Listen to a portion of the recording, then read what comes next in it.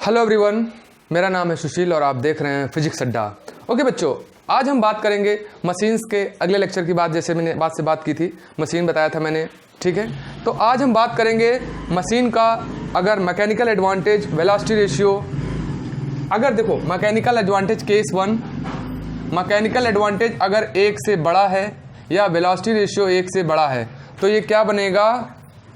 Force multiplier. क्या बनेगा? Force multiplier, ठीक है। अभी आपको इसको बहुत आसान तरीके से लर्न करा देंगे और इससे एक क्वेश्चन जरूर आएगा। आज के लेक्चर से आपके कम से कम 1 से 2 नंबर जरूर पक्के हैं, ठीक है बेटा। तो ध्यान से देखना, ठीक। कैसे बनेगा मैं आपको बताऊंगा, ठीक है। देखो केस 1, फर्स्ट केस में मैकेनिकल एडवांटेज 1 से ज्यादा है, वेलोसिटी रेशियो ज्यादा, तो कैसे बनेगा? Force multiplier. फोर्स मल्टीप्लायर का मतलब ये है कि जो भी आप एफर्ट लगाएंगे वो लोड से, मतलब वो लोड को उठाएगा। यहाँ पे आपका एफर्ट कई गुना बढ़ जाएगा। बात समझ लगाएंगे, कम एफर्ट लगाएंगे ज्यादा लोड उठाएंगे, कम लेस इनपुट मोर आउटपुट। किसमें? फोर्स मल्टीप्लायर में, ठीक है। दूसरा केस क्या है? केस सेकंड में क्या है? देखो बच्चों, अब क्या है यार, 1 से ज्यादा हो गया, अब 1 से कम हो जाएगा, 1 के बराबर हो जाएगा। 3 केस पॉसिबल हैं, या तो मैकेनिकल एडवांटेज 1 से ज्यादा है, या 1 से कम है, या 1 के बराबर है। बस यही होगा, 3 केस पॉसिबल है। तीनों केस के लिए मैं आपको ट्रिक बता दूंगा, आपको हमेशा के लिए याद हो जाएगा, ठीक। चलो पहले समझ लो। हाँ, मैकेनिकल एडवांटेज क्या होगा बेटा? आप अगला याद रखना, लेस देन 1 या वेलोसिटी रेशियो लेस देन 1। तो ये क्या होगा? Speed multiplier. क्या होगा बेटा? Speed multiplier. बात समझ रहे हैं? स्पीड मल्टीप्लायर होगा। क्या होगा? स्पीड मल्टीप्लायर होगा, या गेन इन स्पीड कह सकते हो। कब? जब मैकेनिकल एडवांटेज वेलोसिटी से 1 से कम है। आ जाओ, अब अगली केस क्या बचा? थर्ड वाले में मैकेनिकल एडवांटेज 1 के बराबर है या वेलोसिटी रेशियो 1 के बराबर है।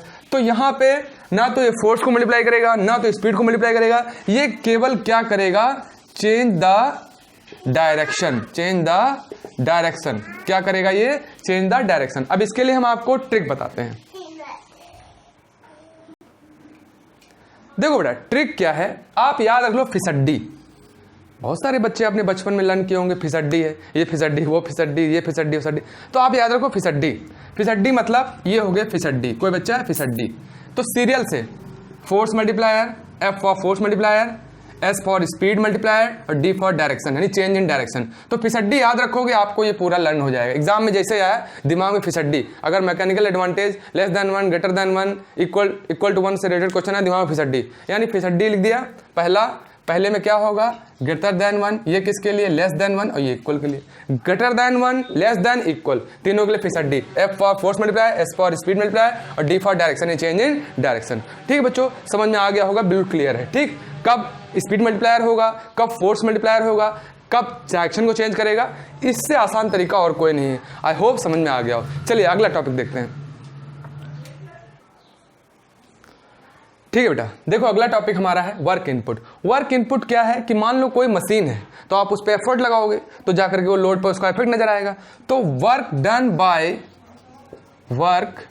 Done by effort on a machine is called work input.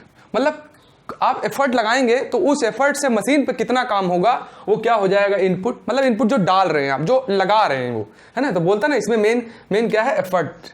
Word क्या काम है? एफर्ट। यानी work done bye effort on a machine is called work input, ठीक है। इसको आप ऐसे लिखेंगे W इनपुट, ठीक है, ऐसे शो किया जाएगा, ठीक है। अब हम किसकी बात करेंगे? वर्क आउटपुट की बात करेंगे। देखो वर्क आउटपुट क्या है, तो देखो वर्क डन बाय, देखो अब वर्क किस पे? मशीन पे। अब work done by machine on load, यहां बदल दिया मैंने 2 word, load, is called work output. क्या समझ में आया कि पहले क्या किया गया था? एफर्ट ने जो मशीन पे काम किया था वो क्या था? Work input. और मशीन ने जो लोड पे काम किया वो वर्क आउटपुट है। Very simple. देखो work done by machine on a load is called work output. इसको बेटा कैसे शो करेंगे? W आउटपुट से, ठीक है, क्लियर है। चलिए आगे देखते हैं। देखो बेटा अब हम क्या पता करेंगे? इफिशियंसी क्या होती है, ठीक है बेटा। वर्क आउटपुट, वर्क इनपुट बताया आपको क्या होता है, वर्क आउटपुट बताया। अब आपको बताएंगे इफिशियंसी क्या होती है। इफिशियंसी का मतलब कितना मशीन वो बढ़िया है, ठीक, कितना अच्छी मशीन है। इस इफिशियंसी मोटे तौर पे कहें, इफिशियंसी से हमें क्या पता चलता है, कितना एफिशिएंट है। तो जितनी ज़्यादा एफिशिएंसी होगी उतना बढ़िया मशीन होगी वो। लेकिन देखो अब इसको डिफाइन कैसे करेंगे, तो the ratio of work output to work input is called efficiency. देखो दो सेम चीज़ों का रेशियो है, तो क्या हो जाएगा, यूनिट तो इसकी कुछ रहेगी नहीं, ठीक। यानी डेफिनेशन क्या होगी, the ratio of work output to work input is called efficiency. अगर इसको परसेंटेज में शो करेंगे तो 100 से मल्टीप्लाई कर दीजिए। जैसे मान लीजिए किसी मशीन की इफिशियंसी कितनी है, सपोज कर लीजिए, सपोज इफिशियंसी है 60%। तो इसका क्या मतलब हुआ, एग्जाम में आ गया कि efficiency of a machine is 60%, what do you mean by it. आप इसे क्या समझते हैं, क्या बताएंगे आप। मतलब जो हमने इनपुट लगाया उसका 60% तो काम में आया, 60% काम में आया और 40 क्या हो गया, वेस्ट हो गया। अब वो वेस्ट किसी फॉर्म में हो सकता है, हीट की फॉर्म में भी। मान लो कोई मशीन है, ठीक है, 100% तो एफिशिएंट होती नहीं, कुछ तो उसकी हीट में चले जाती है, कुछ साउंड एनर्जी में कन्वर्ट हो जाती है। तो energy neither be created nor be destroyed, is only transfer from one form to another form. तो इसका मतलब क्या हुआ, 60 हमारा काम में आ रहा है, 60% हमारे काम के लिए, जिस काम के लिए हमने एनर्जी लगाई, बाकी 40% वेस्ट हो गई जो हमें नहीं चाहिए। तो इसका मतलब ये होता है 60% means machine is the energy obtain by the machine 60% is useful for us और 40% इज वेस्ट। ऐसे आप लिख सकते हो, ठीक। आई होप समझ में आ गया होगा एफिशिएंसी वाला कॉन्सेप्ट, ठीक है।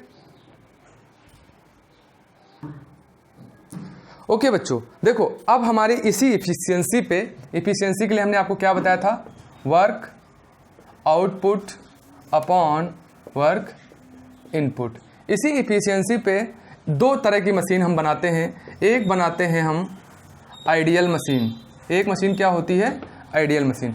आइडियल मशीन बच्चों वो होती है जिसके लिए इफिशियंसी 1 होती है या फिर इफिशियंसी 100% होती है, ठीक। इसका मतलब क्या हुआ कि मतलब ऐसी कोई मशीन जितना इनपुट है उतना ही आउटपुट है, कोई वेस्ट है ही नहीं एनर्जी का।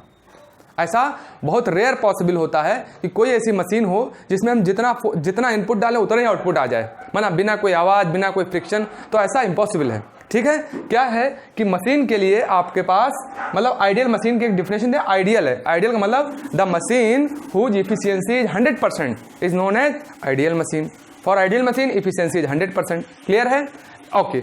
अब सेकंड आता है प्रैक्टिकल मशीन।